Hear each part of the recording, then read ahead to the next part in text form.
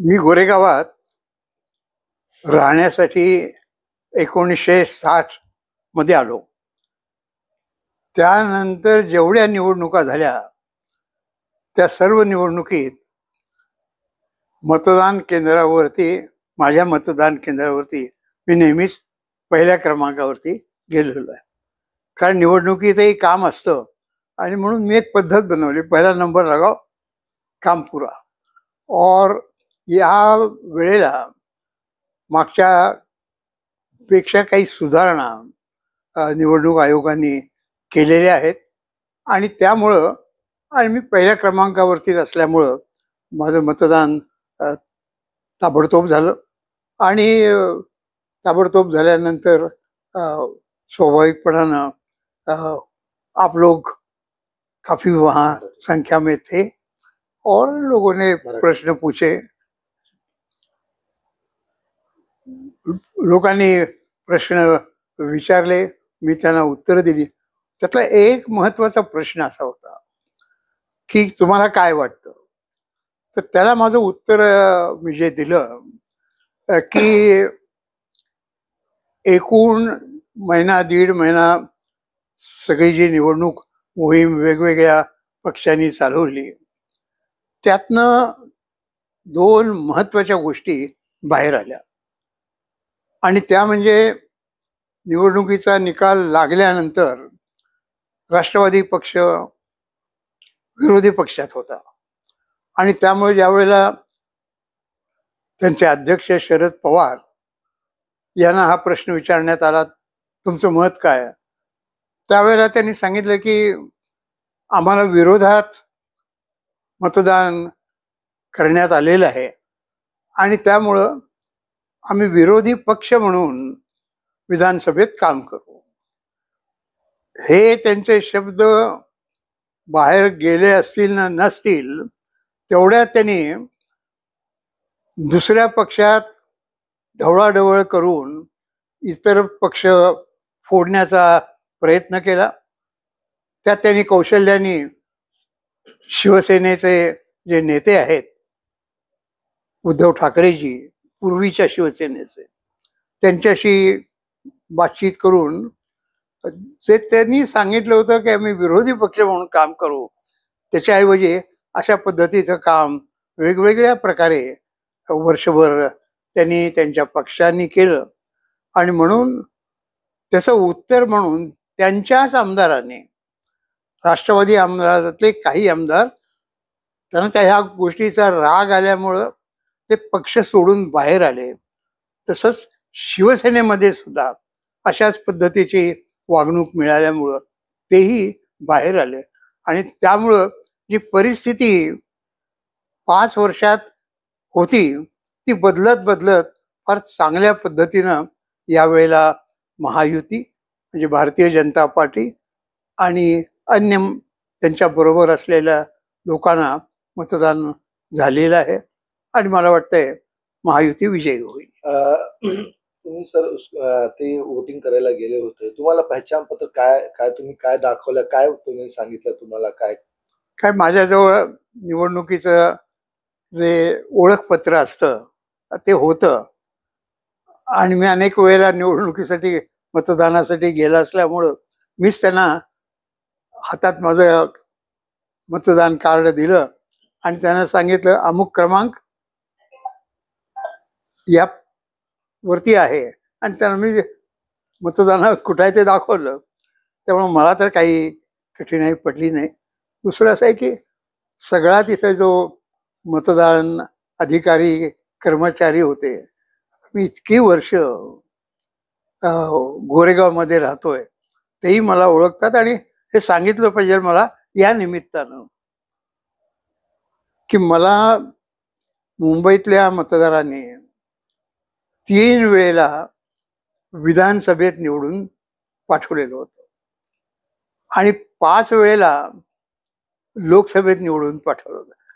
त्यामुळं माझा चेहरा सर्वांना परिचित असल्यामुळं ह्या वेळेला मतदानाच्या दृष्टीने काही त्रास झाला नाही. पण ज्या नवीन सोयी केलेल्या आहेत की घरी जाऊन जे 90 वर्षाचे 80 वर्षाच्या वरचे असतील त्यांचे मतदान घेतलं जाईल. आता मी 90 वर्षाचा आहे. माझ्या घरी येऊन ते मतदान घेऊन गेले असते, पण माझं मत असं आहे की मी चालतोय फिरतोय निवडणुकीत सगळीकडे, आणि म्हणून त्या ठिकाणी जाऊनच मतदान केलं पाहिजे. त्यामुळं सोयीचं अशा प्रकारचं मतदान चालू आहे. पाणी पिण्याची सोय, काही अडचण असली तर पोलीस व्यवस्था, पण ती बसलेली नुकतंच मतदान सुरू असल्यामुळं, पण एकूण व्यवस्था पाणी पिण्याच्या, लोकांना अडचण आली तर काय कशा पद्धतीनं मदत करायची, ही स्टाफची व्यवस्था चांगली होती असं माझं मत. तुम्ही वोटिंग कार्ड दाखवलं? हा, वोटिंग कार्ड दिलं, त्याच्यावरती नाव माझं आहे, मत आणि हे माहिती आहे ते सांगितलं आणि ते पाहिलं. वोटिंग दाखवा, कसं वोटिंग केलेलं आहे हे माझं मतदान केल्याचं जर प्रूफ हवे असेल तर हे प्रूफ तुम्ही सगळ्या महाराष्ट्रभर जाऊ शकतं. आणि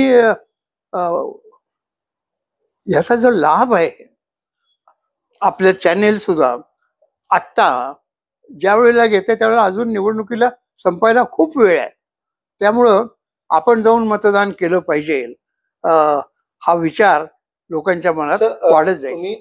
तुम्ही आतमध्ये गेले तर तुम्हाला काय वाटलं की ती सगळे अधिकारी तुम्हाला व्हीआयपी सिस्टम केलेले, या तुम्ही आम जनता सिनियर सिटीजनचं पण एक लाभ भेटला, या तुम्ही आम जनता जसं असं आहे, तुम्ही तसंच राम नाईक आहे, त्यामुळं त्या ठिकाणचे सगळे अधिकारी आहेत ते मला ओळखतात, आणि म्हणून मी मुद्दाम तुम्हाला सांगितले की मी किती निवडणुका जिंकलो होते, आणि हसत खेळत काम केलं तर ते अधिक चांगलं होतं, कडवट येत नाही. आणि म्हणून हसत खेळत त्यांनी प्रश्न विचारले, तुमचं कार्ड द्या, कार्ड दिलं, नंबर सांगा, नंबर सांगितला, आणि म्हणून अशा प्रकारचं वातावरण जे मित्रत्वाचं असायला पाहिजे, ते मित्रत्वाचं वातावरण मला मतदारसंघात पाहायला मिळालं. आणि ज्या अडचणी असतात, बाबा लोक मोबाईल घेऊन येतात, तर मग मोबाईल ठेवण्यासाठी वेगळी व्यवस्था करण्यात आली, अशा प्रकारच्या सोयी करण्यात आल्या होत्या. मतदान केले सर, महाराष्ट्राचा आता आगला मुख्यमंत्री होणार. महाराष्ट्र तुम्ही आम जनताला अपील का करणार? नाही, आता महाराष्ट्राचा मुख्यमंत्री कोण होणार याला आम जनतेला अपील करण्याचा प्रश्नच नाही.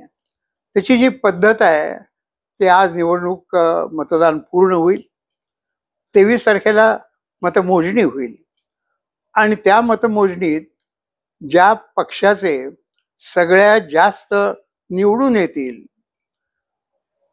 तो पक्ष आपला नेता निवडतो, आणि त्याच्या आधारावरती मुख्यमंत्री पदाचा उमेदवार कोण हे ठरतं.